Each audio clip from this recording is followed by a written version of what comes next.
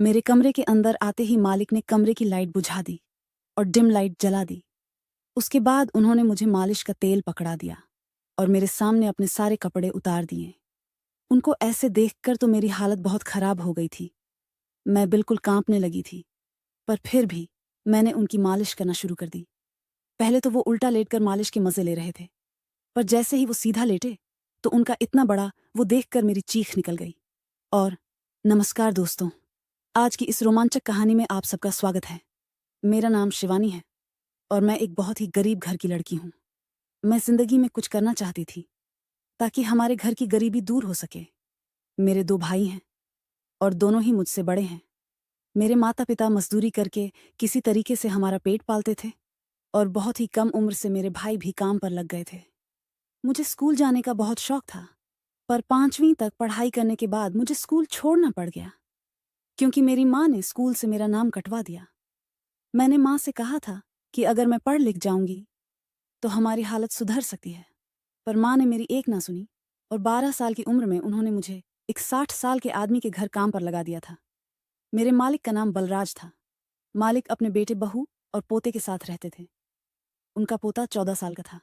उसका नाम रोहन था। वह मुझसे बस 2 साल बड़ा था। जब कभी मैं रोहन से बात करती तो उसकी माँ गुस्सा हो जाती और कहती कि यह तो काम वाली है, रोहन तुम इससे दूर रहा करो। पर फिर भी जब भी मौका मिलता रोहन मुझसे बात करता। उसने मुझसे पूछा था कि तुम इतनी कम उम्र में पढ़ाई छोड़कर हमारे घर पर काम करने क्यों आई हो। तो मैंने कहा, हम बहुत गरीब हैं और मेरी माँ ने मुझे यहाँ काम पर लगा दिया जिससे कि हमारे घर का खर्चा चल सके। मेरा काम मेरे मालिक बलराज की सेवा करना था। मैं दिन भर इसी घर में रहती और मालिक की सेवा करती थी। मालिक 60 साल के तो थे, पर देखने में 40-50 के लगते थे। उनका शरीर तो काफी हट्टा कट्टा था। 2 साल तक तो सब ठीक चला, लेकिन अब मैं जवान होने लगी थी। मेरा शरीर निखरने लगा था और मेरे अंदर जवानी उमड़ रही थी। रोहन भी अब बड़ा हो चुका था और जब कभी मौका मिलता तो मुझसे बात करता, पर उसकी माँ को उसका मुझसे बात करना बिल्कुल पसंद नहीं था। अगर वह देख लेती तो मुझे बहुत डांटती थी। एक दिन मुझे मेरे मालिक ने अपने कमरे में बुलाया और कहा, बेटा, आज मेरे घुटने में बहुत दर्द हो रहा है। उन्होंने मुझे 50 रुपए देते हुए कहा कि मेरे घुटने की अच्छे से मालिश कर दो। मैं काफी खुश हो गई थी क्योंकि यह पैसे हमारे घर के लिए बहुत मायने रखते थे। दिन भर मालिक के घर पर रहने के बाद भी मेरी पगार बस 8,000 रुपए थी। मैंने तेल लिया तो मालिक ने अपनी धोती ऊपर उठा दी, जो मुझे बहुत ही अजीब सा लगा। पर मैंने सोचा, कोई बात नहीं, वह एक बुजुर्ग इंसान है, और यही सोचकर मैं हल्के हाथों से उनके घुटने की मालिश करने लगी। वह आंखें बंद करके आराम लेने लगे। करीब 1 घंटे तक मैंने उनकी मालिश की और उसके बाद मैं वहां से घर आ गई। अगले दिन जब मैं काम पर गई तो फिर से मालिक ने मुझे अपने पास बुलाया और कहा कि बेटा, कल की तरह आज भी मेरे घुटने की मालिश कर दो, और फिर से मुझे 50 रुपए दिए। अब ऐसा रोज रोज होने लगा। रोज मालिक मुझे एक्स्ट्रा पैसा देते और मुझसे ये काम करवाते। लेकिन एक दिन कुछ ऐसा हुआ कि मेरे पैरों तले जमीन निकल गई। मैं डर के मारे कांपने लगी और मेरी जान निकल गई। मुझे अपनी आंखों पर यकीन नहीं आ रहा था कि ये मैंने क्या देख लिया। मैं केवल 14 साल की हूं, तो मुझे समझ नहीं आ रहा था कि मैं क्या करूं। तो उस दिन हुआ ये कि मालिक ने मुझसे कहा कि मेरे घुटनों और पैर की अच्छे से मालिश कर दो। पर जब उन्होंने धोती उठाई तो मेरी आंखें फटी की फटी रह गईं। उन्होंने अपना कच्छा नहीं पहना था और मेरी नजर एक ऐसी चीज पर पड़ गई कि मैं अंदर ही अंदर काफी घबरा गई थी। आखिर उन्होंने ऐसी हरकत क्यों की? वह मुझसे चाहते क्या है? अब मेरे दिमाग में ये शक घर करने लगा कि कोई भी इंसान सिर्फ घुटने की मालिश के लिए इतने पैसे क्यों देगा। जरूर इसमें उनका गलत मकसद छुपा हुआ है। बलराज मेरी तरफ देखने लगा। शायद वह मेरा रिएक्शन नोट कर रहा था। उस वक्त मैं बहुत ज्यादा घबरा गई थी। मेरा मन कर रहा था कि वहां से अभी के अभी भाग जाऊं, पर मजबूरी में उस दिन मैंने उसके घुटने और पैर की मालिश की। लेकिन उन्होंने अपनी धोती जिस तरह से उठाई हुई थी, वो सब मुझे बहुत ही गंदा लग रहा था। वो बहुत अजीब आवाजें निकाल रहे थे। किसी तरीके से 1 घंटा काटने के बाद मैं वहां से भागी और दौड़ती हुई अपने घर पर चली आई। मैंने अपनी माँ से कहा कि माँ, अब मैं यह काम नहीं करना चाहती। मैं रोने लगी तो मेरी माँ ने कहा, इस घर में रहना है तो सबको काम करना पड़ेगा। ऐसा नहीं था कि हम बहुत गरीब थे, क्योंकि हम 5 काम करते थे और हमारे घर पर टीवी फ्रिज सब कुछ था।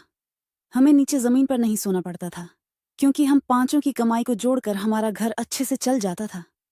पर फिर भी मेरी माँ और पापा का लालच खत्म ही नहीं होता था। मैं उन्हें बता ही नहीं पाई कि आज मेरे साथ क्या हुआ, और अब मैं इस बात से डरने लगी थी कि आगे मेरे साथ कुछ गलत ना हो। अगले 2 दिन मैं काम के बहाने घर से निकली तो थी, पर मैं काम पर नहीं गई और मैं इधर उधर काम ढूंढने लगी थी। मुझे जो भी काम मिल जाएगा मैं कर लूंगी, पर मैं बलराज के पास दोबारा नहीं जाऊंगी। लेकिन अचानक ही रास्ते में मुझे रोहन मिल गया और वह मुझसे पूछने लगा कि तुम 2 दिनों से काम पर क्यों नहीं आई। मैं पिछले 2 सालों से रोहन को जानती हूँ और उसे अपना अच्छा दोस्त मानती हूँ। मैंने कहा, रोहन, मैं अब तुम्हारे यहाँ काम नहीं करना चाहती।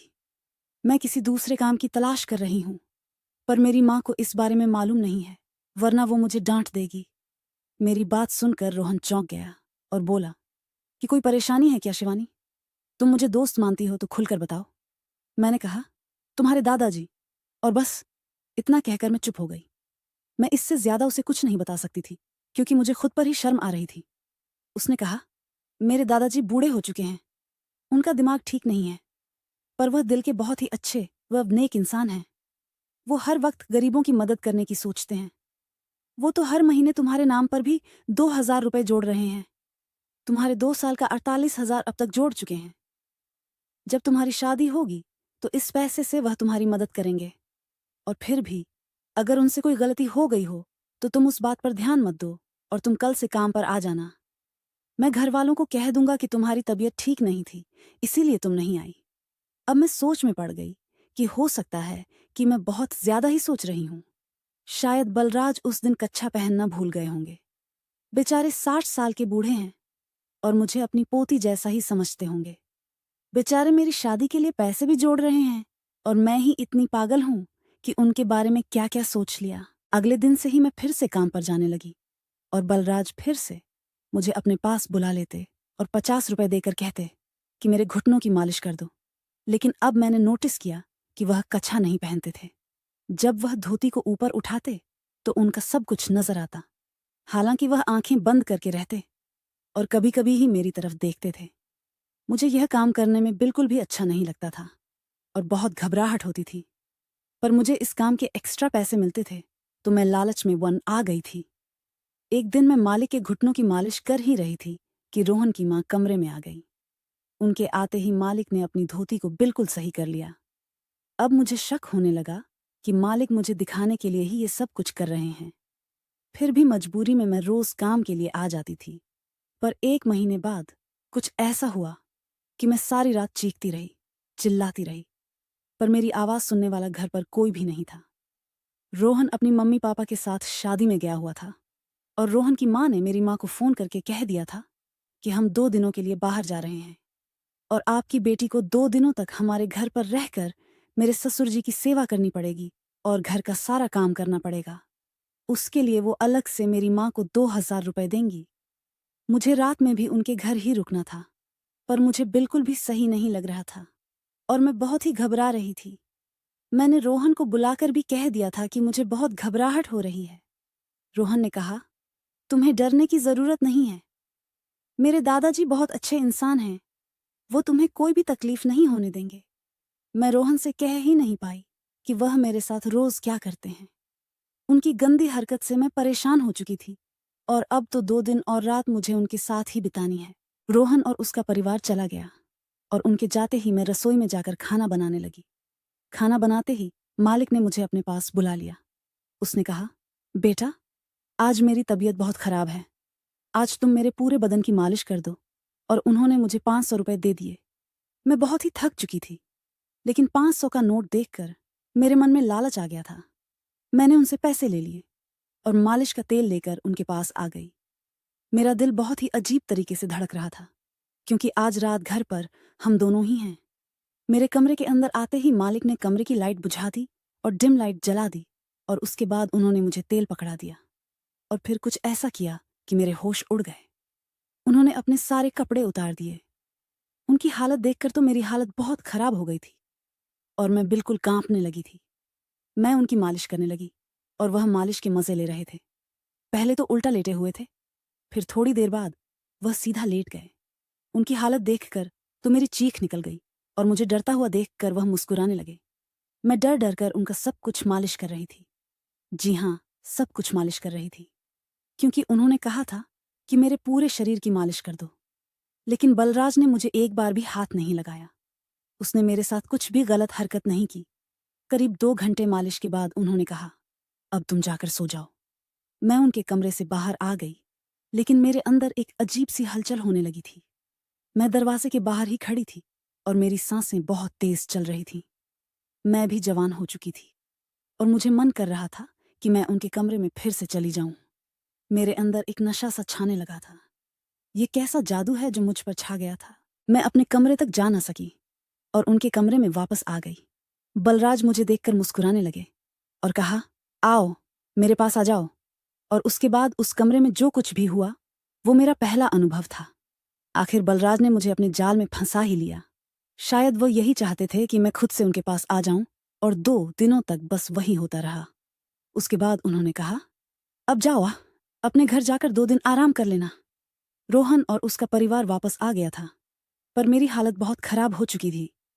मुझसे ठीक से चला भी नहीं जा रहा था और घर जाकर मुझे बुखार आ गया था। जब मेरी माँ ने मेरी बुरी हालत देखी तो उन्हें शक हो गया और वह मुझसे पूछने लगी। मैं रोने लगी थी और उन्हें सब कुछ बता दिया।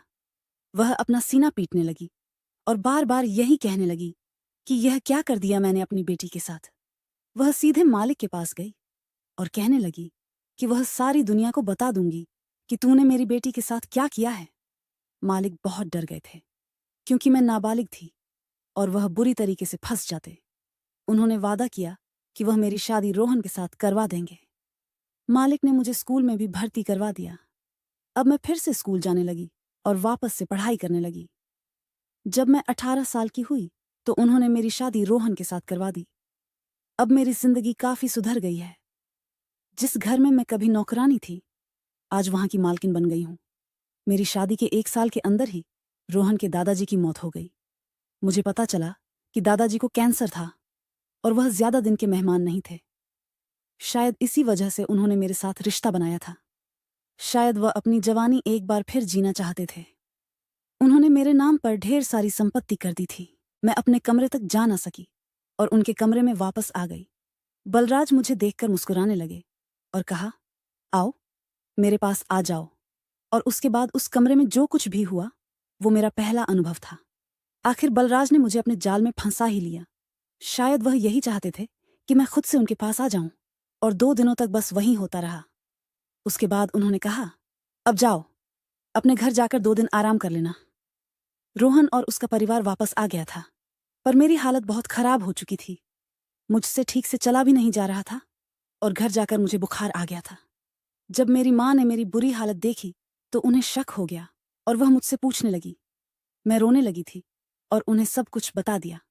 वह अपना सीना पीटने लगी और बार बार यही कहने लगी कि यह क्या कर दिया मैंने अपनी बेटी के साथ। वह सीधे मालिक के पास गई और कहने लगी कि मैं सारी दुनिया को बता दूंगी कि तूने मेरी बेटी के साथ क्या किया है। मालिक बहुत डर गए थे, क्योंकि मैं नाबालिग थी और वह बुरी तरीके से फंस जाते। उन्होंने वादा किया कि वह मेरी शादी रोहन के साथ करवा देंगे। मालिक ने मुझे स्कूल में भी भर्ती करवा दिया। अब मैं फिर से स्कूल जाने लगी और वापस से पढ़ाई करने लगी। जब मैं 18 साल की हुई तो उन्होंने मेरी शादी रोहन के साथ करवा दी। अब मेरी जिंदगी काफी सुधर गई है। जिस घर में मैं कभी नौकरानी थी, आज वहां की मालकिन बन गई हूं। मेरी शादी के 1 साल के अंदर ही रोहन के दादाजी की मौत हो गई। मुझे पता चला कि दादाजी को कैंसर था और वह ज्यादा दिन के मेहमान नहीं थे। शायद इसी वजह से उन्होंने मेरे साथ रिश्ता बनाया था। शायद वह अपनी जवानी एक बार फिर जीना चाहते थे। उन्होंने मेरे नाम पर ढेर सारी संपत्ति कर दी थी। मैंने रोहन को कभी भी नहीं बताया था कि मेरे और उनके दादाजी के बीच क्या हुआ था, क्योंकि रोहन अपने दादाजी को एक अच्छा इंसान समझते हैं। मैं ये सब कुछ बताकर उसे दुख नहीं पहुंचाना चाहती थी। कमेंट करके जरूर बताइएगा कि आपको ये कहानी कैसी लगी। अगर आपको ये कहानी पसंद आई हो तो इसे लाइक करें और अपने दोस्तों के साथ भी शेयर करें। आगे भी ऐसी रोमांचक कहानियों के लिए हमारे चैनल को सब्सक्राइब करें और बेल आइकन दबाना ना भूलें। सब अपना और अपने परिवार का ख्याल रखना।